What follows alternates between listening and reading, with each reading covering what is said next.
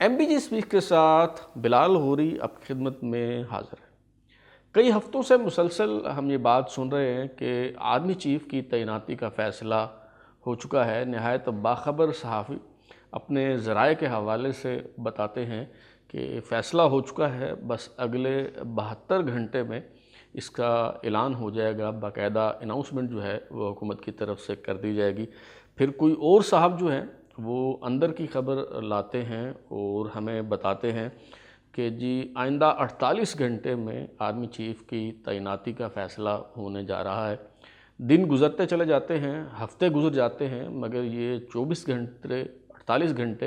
اور 72 گھنٹے ختم ہونے میں نہیں آتے۔ کیا واقعی army chief general Qamar Javed Bajwa کے جانشین کا فیصلہ کیا جا چکا ہے؟ اگر آرمی چیف کی تعیناتی سے متعلق حکومت کسی نتیجے پر پہنچ چکی ہے اور کوئی فیصلہ کیا جا چکا ہے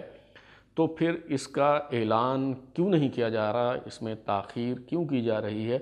کب آرمی چیف کی تعیناتی کا اعلان ہوگا؟ آج کے شو میں ہم اسی حوالے سے گفتگو کریں گے۔ میں نے تقریباً 6 مہینے پہلے اپنے سننے والوں کو یہ بتا دیا تھا کہ army chief general Qamar Javed Bajwa اپنی مدت ملازمت ختم ہونے پر گھر چلے جائیں گے، ریٹائر ہو جائیں گے اور وہ مزید ایکسٹینشن نہیں لیں گے۔ جب یہ میں نے بات کی تو کئی دوستوں نے اس پر حیرت کا اظہار کیا اور میری اس بات سے اختلاف کیا۔ ان کا خیال تھا کہ یہ کبھی بھی گھر نہیں جائیں گے، نواز شریف سے ان کی ڈیل ہی اسی بنیاد پہ ہوئی ہے کہ ان کو ایکسٹینشن ملے گی، اور پھر ان کی جو ایکٹیویٹیز تھیں سیلاب زدگان کی امداد کے حوالے سے وہ بڑے سرگرم تھے، اور بھی ان کی جو ایکٹیویٹیز تھیں تو ان کو دیکھتے ہوئے لوگوں کا یہ خیال تھا کہ شاید ان کا گھر جانے کا کوئی ارادہ نہیں ہے۔ پھر جب army chief general Qamar Javed Bajwa امریکہ گئے اور وہاں سے ان کا یہ بیان سامنے آیا کہ میں مدت ملازمت ختم ہونے پر گھر چلا جاؤں گا، مزید ایکسٹینشن نہیں لوں گا، پھر آئی ایس پی آر کی طرف سے وضاحت آ گئی، اور پھر پاکستان میں بھی ایک جگہ انہوں نے تقریر کرتے ہوئے جو ہے وہ یہ کہا کہ آج میں ہوں اور میں کل نہیں ہوں گا۔ تو اس طرح کی باتیں جب سامنے آئیں تو پھر لوگوں کو یقین ہوا، اور خاص طور پہ جب عمران خان صاحب نے آرمی چیف کی تعیناتی کے حوالے سے ایک مہم کا آغاز کر دیا تو تب لوگوں نے یہ جانا کہ واقعی شاید army chief general Qamar Javed Bajwa جو ہیں وہ گھر جا رہے ہیں۔ میں نے 1 ستمبر 2022 کو ایک ولاگ کیا تھا اپنے اسی شو ایم بی جی اسپیکس میں، جو ہے وہ آپ کو بتایا تھا کہ افواج پاکستان کی سینئرٹی لسٹ میں ٹاپ آف دا لسٹ کون کون سے جنرلز ہیں اور آرمی چیف بننے کی دوڑ میں کون کون شامل ہیں، اور سینئرٹی لسٹ میں پہلے، دوسرے، تیسرے، چوتھے، پانچویں اور چھٹے نمبر پر کون ہے، اور ان 6 جنرلوں کی جو مکمل پروفائل ہے وہ بھی میں نے آپ کے ساتھ شیئر کی تھی، اور میں نے آپ سے گزارش کی تھی کہ ان 6 میں سے اگر ہم شارٹ لسٹ کرنے بیٹھیں تو 3 افراد ہیں جن میں جنرل عاصم منیر ہیں، جنرل ساحر شمشاد مرزا ہیں اور جنرل اظہر عباس۔ ان تینوں میں سے کسی ایک کو آرمی چیف بنایا جائے گا، ایک کو chairman joint chief of staff committee بنایا جائے گا، اور ایک کو جو ہے وہ گھر جانا پڑے گا ان 3 افراد میں سے۔ اس کے بعد میں نے اس حوالے سے کالم لکھا، غالباً 3 اکتوبر کو جو ہے وہ میرا کالم روزنامہ جنگ کے ادارتی صفحہ پہ شائع ہوا، جس میں میں نے یہی باتیں تقریباً دہرائیں، اور میں نے بتایا کہ یہ جو 6 top of the list generals ہیں، ان 6 میں سے یہ جو 3 نام ہیں یعنی عاصم منیر، ساحر شمشاد مرزا اور اظہر عباس، ان تینوں میں سے کسی ایک کو جوائنٹ سٹاف کمیٹی کا چیئرمین اور دوسرے کو آرمی چیف تعینات کیا جائے گا، اور ایک جو ہے وہ ان تینوں میں سے فارغ ہو جائے گا۔ لیکن پھر کچھ صورتحال جو ہے وہ مزید اس میں کلیئرٹی آئی، تو میں نے 21 اکتوبر 2022 کو اپنے اسی شو میں ایم بی جی اسپیکس میں آپ سے جو ہے وہ گزارش کی تھی، بتایا تھا کہ اگرچہ یہ 3 نام ہی جو ہے یہ شارٹ لسٹ ہوئے تھے، لیکن اب ان میں ایک نام مزید کم ہو گیا ہے۔ اس کی وجہ یہ تھی کہ راولپنڈی یونین آف جرنلسٹ کے وفد سے ملاقات کے دوران عمران خان صاحب جو ہیں انہوں نے اس خواہش کا اظہار کیا تھا، 2 نام انہوں نے وہاں لیے، ایک جنرل عاصم منیر کا اور ایک جنرل ساحر شمشاد مرزا کا، اور انہوں نے کہا کہ جی دیکھیں عاصم منیر کو تو کسی صورت میں بھی ہم قبول نہیں کریں گے۔ ہاں انہوں نے کہا کہ جو جنرل ساحر شمشاد مرزا ہیں وہ نیوٹرل ہیں، انہیں آرمی چیف جو ہے وہ بنا دیا جائے تو ہمیں قبول ہوگا۔ تو اسی بنیاد پہ میں نے کہا تھا کہ اب صرف 2 نام جو ہے وہ رہ گئے ہیں۔ میں نے اپنے اس شو میں ایکچولی کہا کیا تھا، ذرا یہ ملاحظہ فرمائیں، پھر اس کے بعد ہم گفتگو کا سلسلہ یہیں سے دوبارہ شروع کرتے ہیں۔ لیفٹیننٹ جنرل عاصم منیر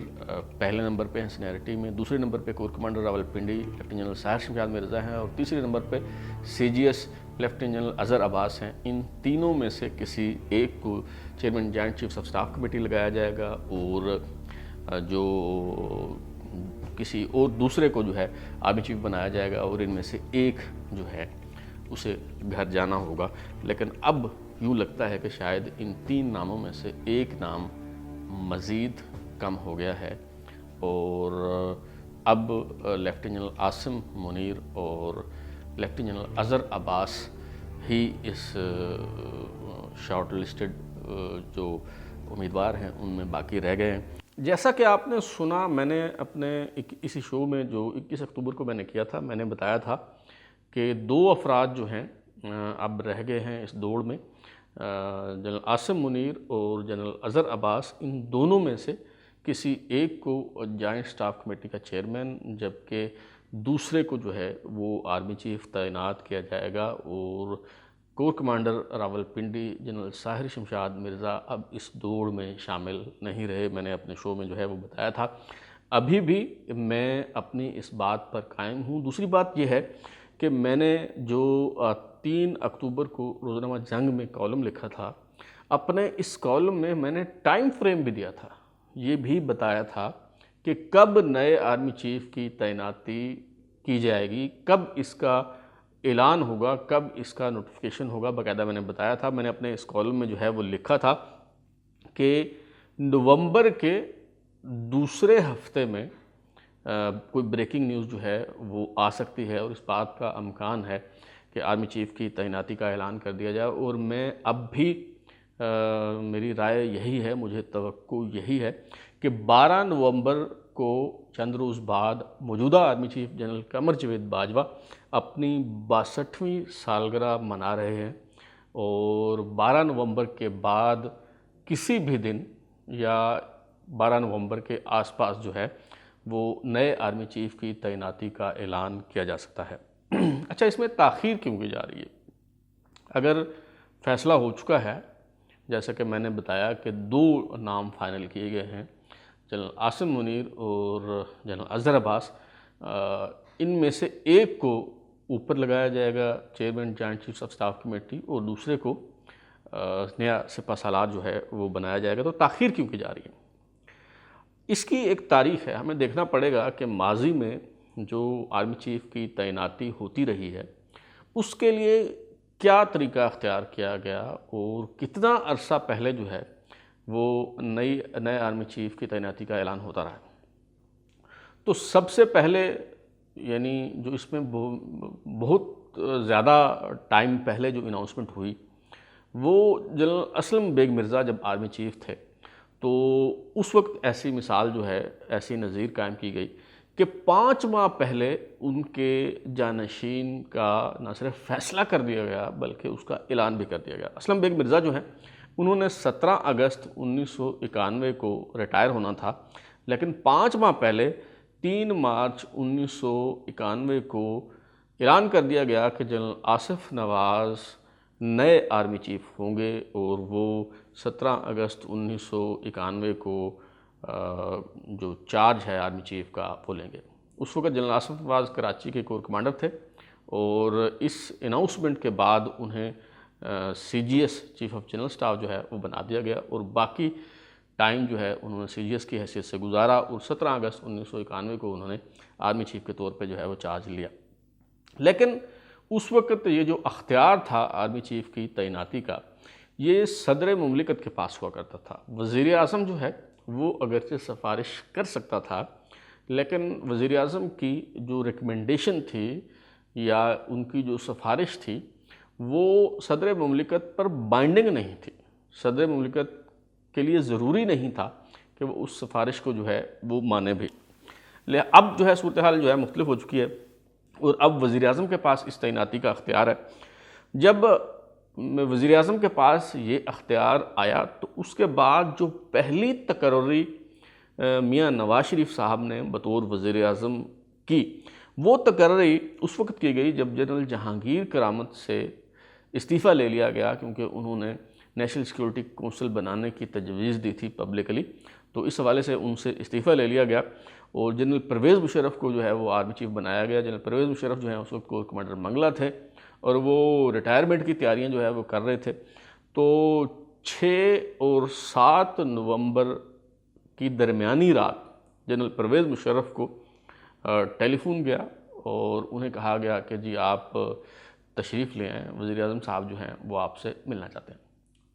اور جنرل پرویز مشرف نے پوچھا کہ جی میں وہ چیف صاحب کو بتا دوں یا اطلاع کر دوں، تو انہوں نے کہا نہیں آپ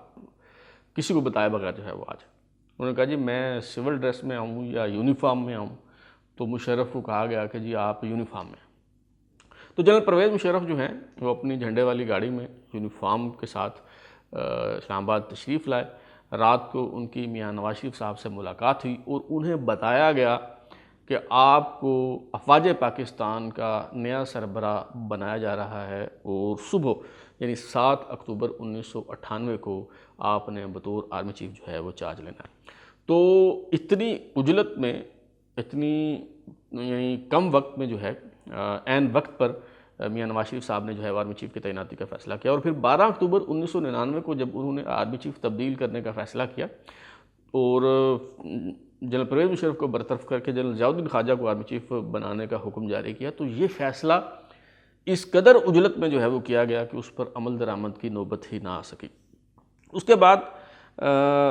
جب جنرل اشفاق پرویز کیانی نے ریٹائر ہونا تھا اور ان کی ریٹائرمنٹ پر نئے آرمی چیف کی تعیناتی کا فیصلہ کرنا تھا، تو ایک دفعہ پھر میاں نواز شریف صاحب جو ہیں وہ وزیر اعظم تھے، تو اس بار انہوں نے صرف 2 دن پہلے یہ اہم ترین فیصلہ جو ہے اس کو اناؤنس کیا۔ 29 نومبر کو جنرل اشفاق پرویز کیانی جو ہے وہ ریٹائر ہو رہے تھے اور 27 نومبر 2013 کو پتہ چلا کہ راحیل شریف صاحب کو نیا آرمی چیف تعینات کر دیا گیا ہے۔ اگین جب جنرل راحیل شریف نے ریٹائر ہونا تھا 2016 میں، تو محض 3 دن پہلے یہ فیصلہ جو ہے وہ سنایا گیا اور 26 نومبر 2016 کو معلوم ہوا کہ میاں نواز شریف صاحب نے جنرل قمر جاوید باجوہ کو آرمی چیف تعینات کر دیا ہے۔ تو اگر یہ تاریخ آپ دیکھیں مسلم لیگ نواز کی، اب اگرچہ میاں نواز شریف صاحب جو ہیں وہ وزیر اعظم نہیں ہیں، وزیر اعظم میاں شہباز شریف صاحب ہیں، انہوں نے جو ہے وہ رسمی طور پہ اس تعیناتی کا اعلان کرنا ہے، لیکن عملاً یہ فیصلہ لندن میں بیٹھے میاں نواز شریف صاحب نے جو ہے وہ کرنا ہے، اور ان کے جو فیصلہ کرنے کی جو روایت رہی ہے وہ میں نے آپ کے سامنے جو ہے وہ رکھ دی ہے۔ ہاں البتہ اس بار شاید آخری دن تک تجسس جو ہے اسے برقرار نہ رکھا جائے، اور جیسے میں نے کہا تھا کہ نومبر کے دوسرے ہفتے میں جو ہے وہ اس حوالے سے کوئی اناؤنسمنٹ کر دی جائے، یعنی 12 نومبر کے جو ہے وہ بعد کسی بھی وقت یہ اناؤنسمنٹ جو ہے وہ کی جا سکتی ہے۔ تو